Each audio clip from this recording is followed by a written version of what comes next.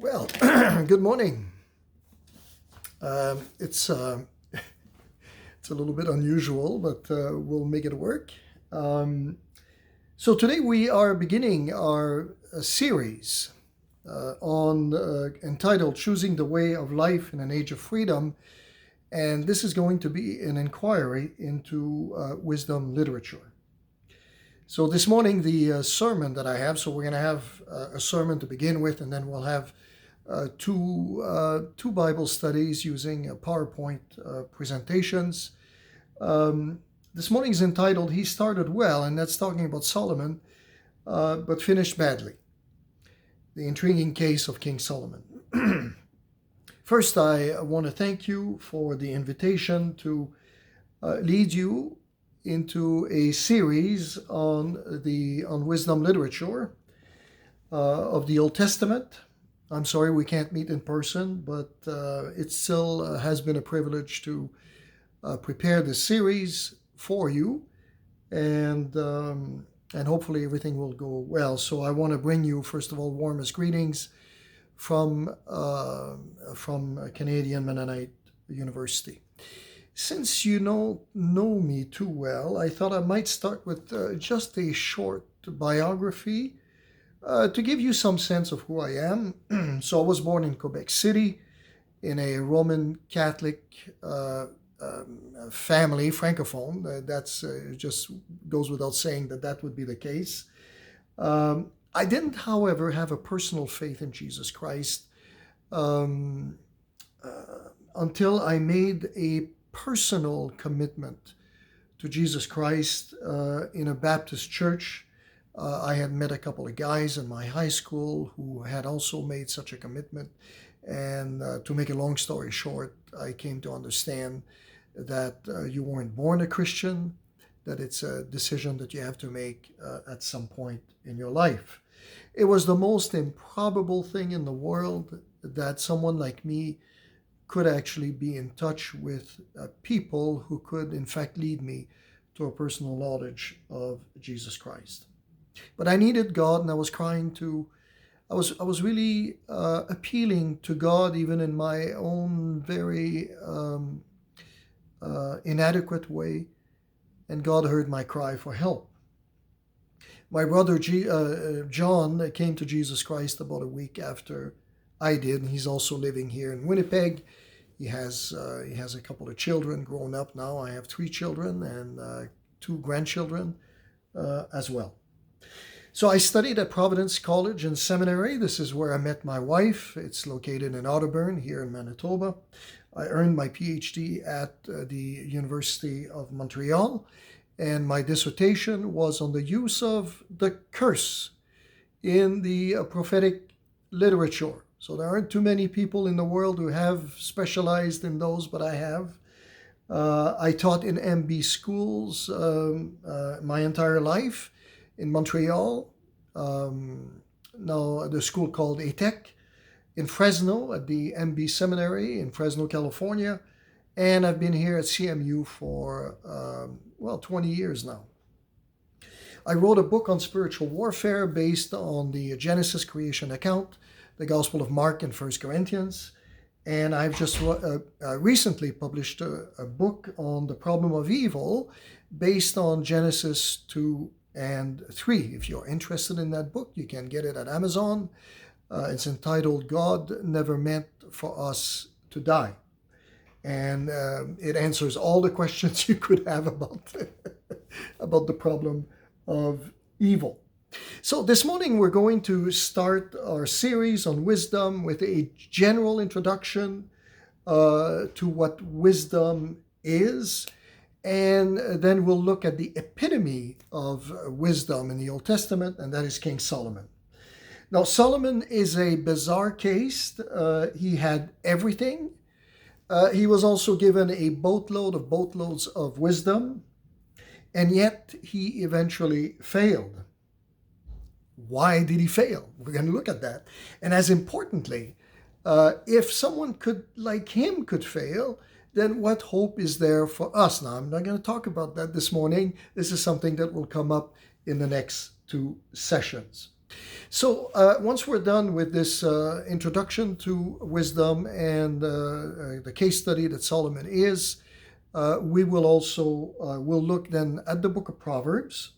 Now, most people see the book of Proverbs as, some kind of a harmless collection of nice little sayings, but that's not the case. The book of Proverbs offers much more than just cute little proverbs that you can use, for different things. First of all, it's a fishing book. I'm going to explain that, why I say that. And it's particularly designed to bait young people. It answers the question, what is the most precious commodity in the world? It's a book that contains the building blocks of a worldview that essentially bets on the 3-pound brain, as the great historian Pierre Gilbert would say. It's also intended to teach people how to think, which is not it's not, how should I say, the ability to think is not a very common attribute these days. Anyways, in the third presentation, we'll examine one of the most puzzling books in the Old Testament, and that's the book of Ecclesiastes. In fact, the book is so weird that some scholars have suggested that it was written by some disillusioned, postmodern French middle-aged existentialist who one day discovered that life is basically a giant hamster wheel. And his advice is, the sooner you realize it, the better it is. It's not the case, okay? So you'll have to listen to that session to figure out what the book of Ecclesiastes is. But it does sound odd because it begins with an odd motto. In Hebrew, hevel, hevelim, futile, big times, everything is futile. So why is it that a biblical book would begin with a saying like that? If you want to know the answer, you got to listen to my presentation. Anyways, you should know that I've also prepared a handout that summarizes these presentations. And the handout also includes an outline of the Song of Solomon, which I will not cover in these sessions. But I included it because many scholars are of the opinion that the Song of Solomon is also a wisdom book, and as well as the book of Job, but I don't have any information. The book of Job is too much for these sessions. All right, so let's begin our study this morning. What is wisdom? In fact, who cares about wisdom, right? It seems like something nice to have. People who have a lot of it seem to have gray hair. So in my case, I'm not quite there yet. We often have the feeling that people who have a lot of wisdom don't do much anymore. They're kind of easygoing. They're not too active. In fact, it seems like the more wisdom you have, the less people will consult you about anything. Unless, of course, they have no money and you happen to be around and have some time when they are in trouble. But that's pretty well the only time that people who may have, quote, wisdom could be called on. Wise people are the kind of people who think about issues that would appear to others not to be all that important. I have a few examples here. Why is it considered necessary to nail down the lid of a coffin? That's something to think about. Why don't you ever see the headline, psychic wins lottery?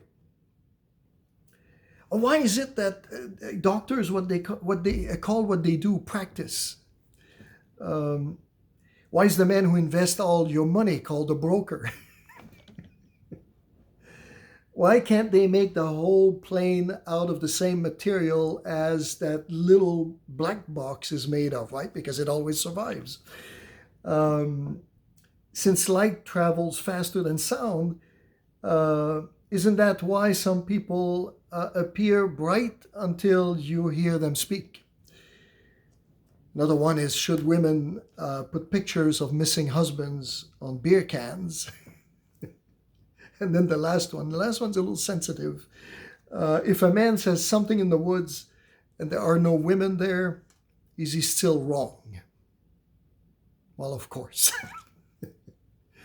The proof that wisdom doesn't have much currency today is that if you gave someone, you take anyone, right, the choice between lots of money and wisdom, the average person would probably choose the money.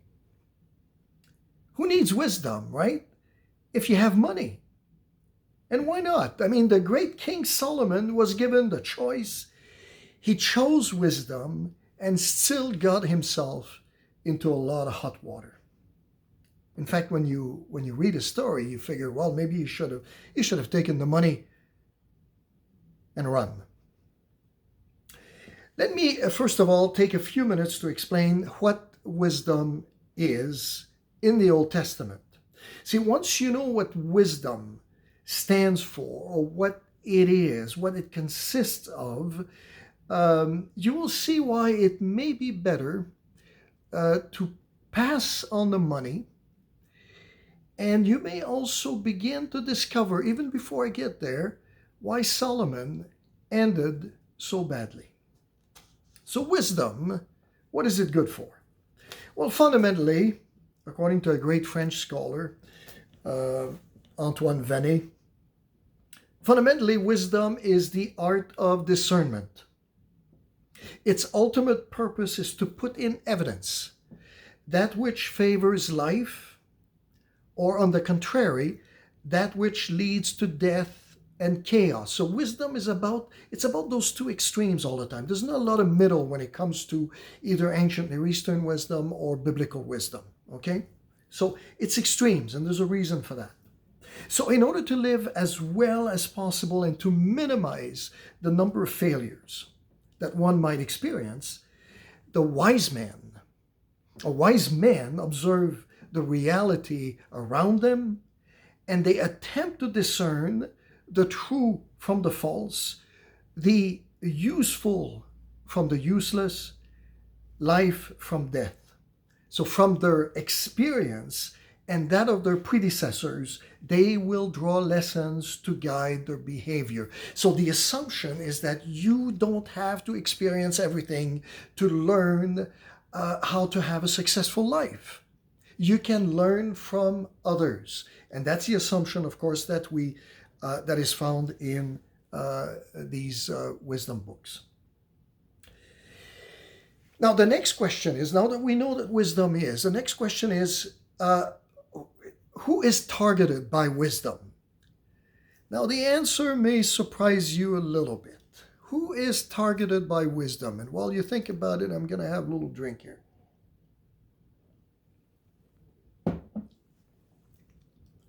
Well, you may know, right? It's youth. It's young people.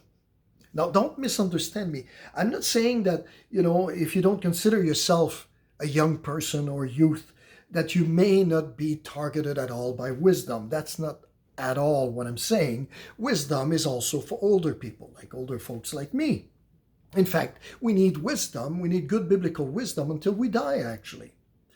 But there is nevertheless a primary audience. And that audience is young people. And here's why. Youth, and you will know that. Even if you're a young person, you should be able to recognize that. Youth have the greatest potential to do good or to mess up their lives. Okay? I don't need to even explain any further. If you are 16 years old, you have your whole life ahead of you. You can have a great life. You can have a messy life. If you're 90 years old in an old folks' home, I'm sorry, but there's not much you can do anymore to either. Well, you can still have a good life there, but you can't do much to really mess it up, right? Because your potential is basically spent. So that's the first thing. Youth have the potential for good or evil, greater potential. Youth are also most tempted to reject traditional values for the new and the exciting, even though the new and the exciting may not be tested. Youth can be very cynical of tradition and very naive with respect to new and trendy ideas. I've been teaching youth, for 30 some odd years, and I know how naive they are. They are not taught to think critically. They are taught to embrace an ideology. And because they haven't been given the tools to think critically, they often don't have the tools to evaluate the ideology that is given to them. So my job at CMU is to make sure that they learn to think critically. All right, so the challenge of the wise is, how do you persuade an audience to choose the way of life rather than the way of death? That seems like a simple thing, right? I mean, is there anything easier than to teach someone how to have a good life rather than a bad life? Well, it's not that simple. There was 24/7 what you may call an Egyptian channel, right? Or a Mesopotamian channel. You see, just like today, the youth of that time had options, particularly at the time of Solomon. Because Israel was rich, there was all kinds of ideological currents coming through Israel, and so young people were exposed to more than simply faith in God or faith in Yahweh. They were exposed to more than just the Torah. They were exposed to philosophies coming from all over the place, and those philosophies looked pretty good to them. In fact, for many of them, those philosophies looked a lot more exciting, a lot more appealing than the traditional faith or what they had been taught from the Torah, the first 5 books of Moses. So Mesopotamian religion seemed exciting, and faith in God seemed pretty boring. A few years ago, I had to buy a newer vehicle, and I had $10,000 to spend on the vehicle. And I suppose at that time, the wise choice would have been to buy a Dodge Caravan. Dodge Caravans are very, very practical. You can put a sheet of plywood, 4x8, in those, at the back there, you take the seats out. They're just great for that. You can put lots of kids if hockey practices and all that. But a Dodge Caravan is not a very exciting vehicle, right? So I didn't want to buy a Dodge Caravan because it's a minivan. It's as simple as that. It's a kind of a self-evident type of thing. I wasn't going to buy a minivan with my $10,000. Nothing wrong, right? I don't want to offend anybody. Maybe some of you drive minivans, and that's okay. It's a free country. But I didn't want to have a minivan, right? My kids were older, and so what did I buy? Well, I bought a Jeep Grand Cherokee 4x4, and it was great to drive in the snow and all that. Now, the Jeep Grand Cherokee, that was a pretty exciting vehicle. Now, here's the thing. For many of these young people, traditional faith seemed like the minivan. The god Baal, however, the god of the Mesopotamians, a fertility god, I wish I could tell you more about that, he was more like a Corvette, right? A convertible Corvette. And they could imagine themselves, driving down the highway with the roof down and the wind screaming through their hair and so forth. That seemed like very, very exciting. Okay, so faith in God seemed very boring. It was like the minivan. Faith in Baal, the god of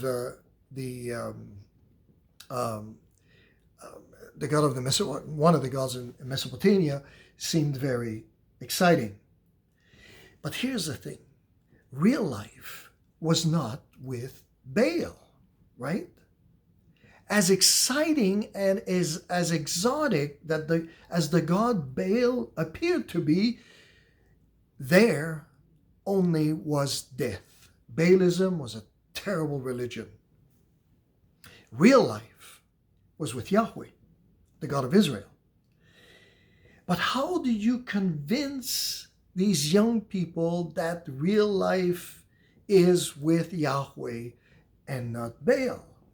That was the challenge of the wisdom teachers, and that's why The wisdom books are so different from one another, right? You got the book of Job, and I won't talk about the book of Job. It'll have to be some other time. But you've got the book of Proverbs, which is different, very different from the book of Ecclesiastes, which is very different from the Song of Solomon, right? In fact, each one of these books seems a little bit strange to us particularly, and I suspect they were a little bit strange to the people of that time as well. But they were strange, they were odd, because they were intended to convince the people that received these books. They were designed to convince them to turn to God. All right, so let's talk a little bit about wisdom. The Hebrew word for wisdom is ochma. And in the Hebrew Bible, the word ochma is used in a variety of ways. I'm going to go through that fairly quickly. The most basic use of the word ochma is that it relates to a specific ability or a trade, right? Exodus 35, 10 to 11, a specific ability or a trade. It could also refer to intelligence, insight, shrewdness. Like you almost have to imagine a staircase, right? So the most basic use of ochma, a trade, and then you move up to intelligence, academic wisdom, shrewdness, and then you move up another step to common sense, right? It's not because you have a Ph.D. or two Ph.D.s that you necessarily have common sense. A lot of academics have no common sense. They're stupid as a bag of nails in winter in Manitoba, okay? So it's not the same thing. So you've got a trade, you've got academic knowledge, you've got common sense, and then the fourth and the highest level of wisdom in the Hebrew Bible is that of the understanding of fundamental questions, right? Like good and evil, or humanity's fate, the meaning of human existence, justice, faithfulness to God, and so forth, right? And Proverbs 3 is a good example of that. Proverbs 3:13, happy is the person who finds wisdom and gains understanding. Happy is the person who finds wisdom and gains understanding. It is that level of wisdom that is referred to in Proverbs chapter 1, verse 7. Fear of the Lord is the beginning of knowledge. Fear of the Lord is the beginning of knowledge. The highest level of wisdom cannot be bought. It cannot be stolen or given, because it involves something that we must do, something that we must give, a choice that we have to make. It's a fundamental choice of life. And that is that fourth level of wisdom, right? Is at the very heart of what wisdom is.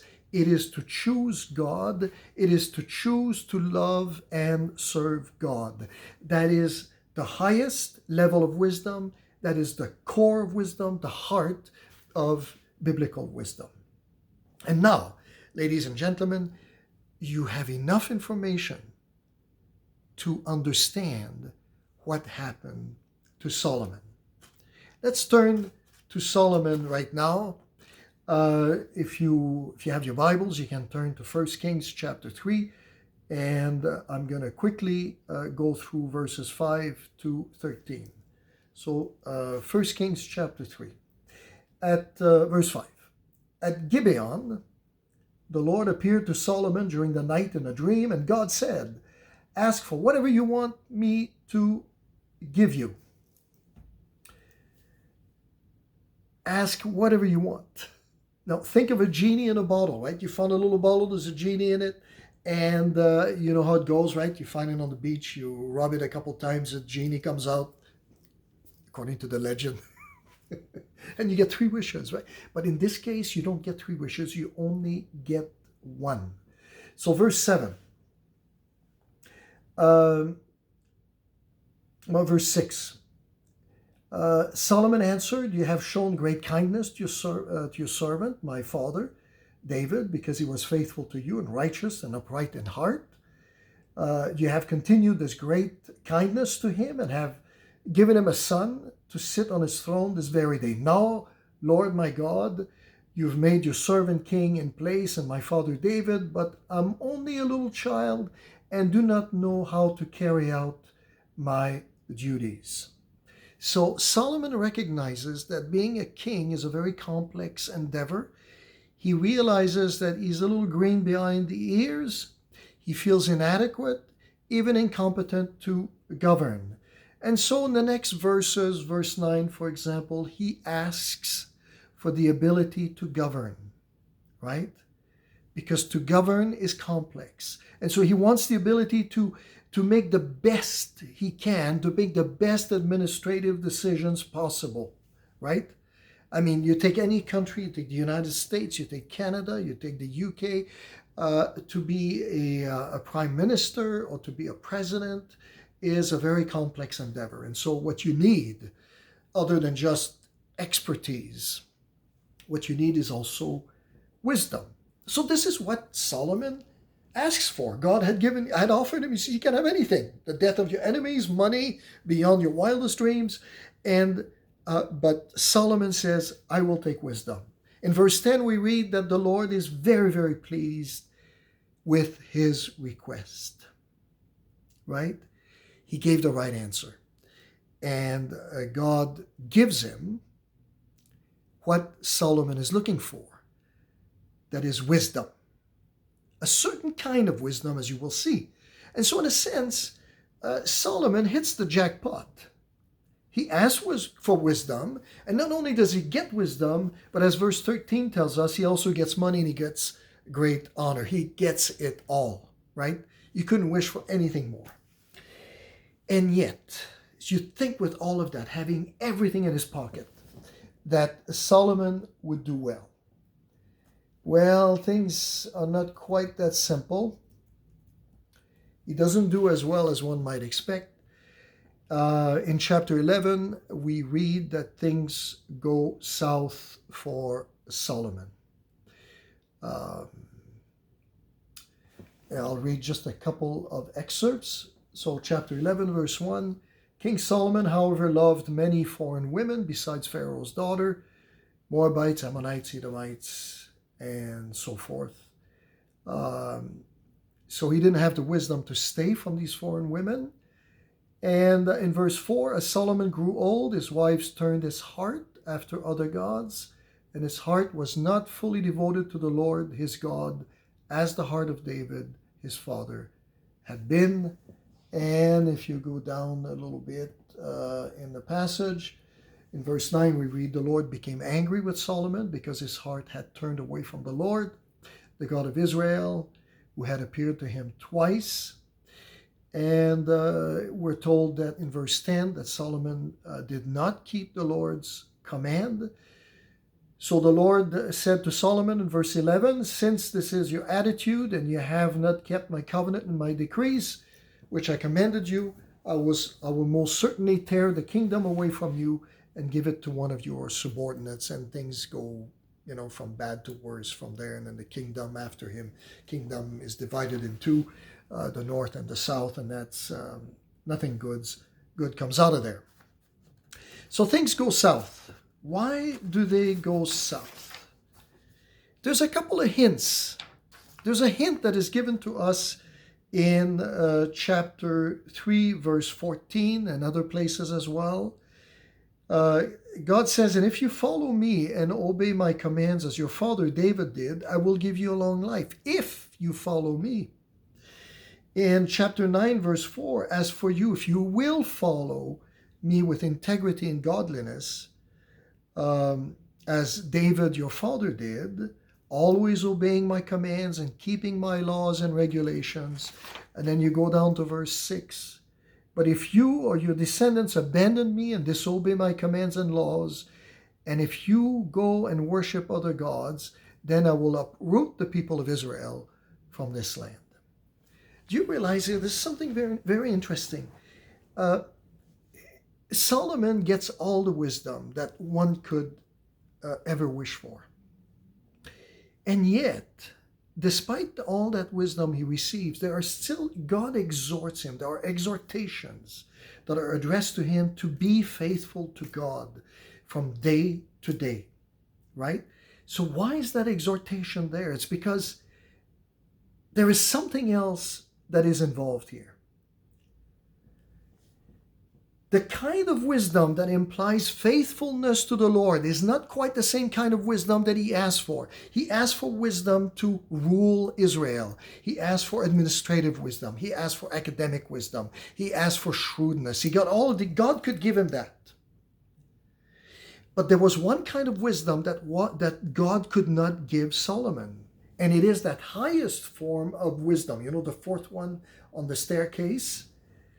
That kind of wisdom implies faithfulness to God, and it is the highest form of wisdom. That kind of wisdom cannot be imparted. It has to be chosen. It has to come, it has to be the result of an insight, of a decision that is made by the person himself or herself. It must be chosen. That kind of wisdom God could not give to Solomon, for Solomon had to choose to love God and be faithful to him. You see, that fourth level of wisdom is the willingness to love God and be faithful to him. For some reason, at some point in his life, he chose instead to serve idols and false gods. And that's why in the end, Solomon gets an F. Now, I said earlier that wisdom primarily targets the young. That is true enough. So does that mean that if you are not a young person, you should not listen to the second and the third presentation? Absolutely not. Because we need to consider the following. Number one, we are in a society that is quite wealthy and where people live longer, much longer than we used to. And that means choices, and that means options for a lot more of us than ever before, especially when COVID is over, at least we hope. Now, some of us, for example, begin new careers at 50. Some of us take early retirement.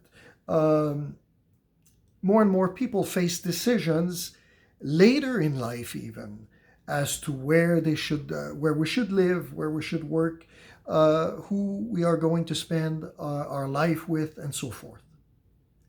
Modern life can sometimes be baffling in terms of the complexity we face. Not only in terms of life choices, but in terms of moral choices, ethical choices, and so forth. We need wisdom for that. The second thing is the question that the biblical writers always put in front of us is this one. Where is life in everything that we see, everything that is communicated to us? What will promote life? What will cause ripples of life in our life and the lives of others? Will we be a source of life or a source of chaos and death for others? Ultimately, the choice is ours. And that is the bottom line. In the next session, we'll take a look at the book of Proverbs, and we'll get the answer to that question I asked earlier. What is the most precious commodity on earth? Now, the most important decision that anyone can ever make, is whether to accept God's invitation to choose Jesus Christ. That decision I made when I was 16 years old. I wasn't very knowledgeable when I was 16. I didn't have a trade, right? I didn't have that most basic level of wisdom. I didn't have any degrees. I didn't have academic knowledge. Did I have common sense? Maybe a little bit. But despite the fact that I didn't have all of these things, I chose to enter into a relationship with Jesus Christ.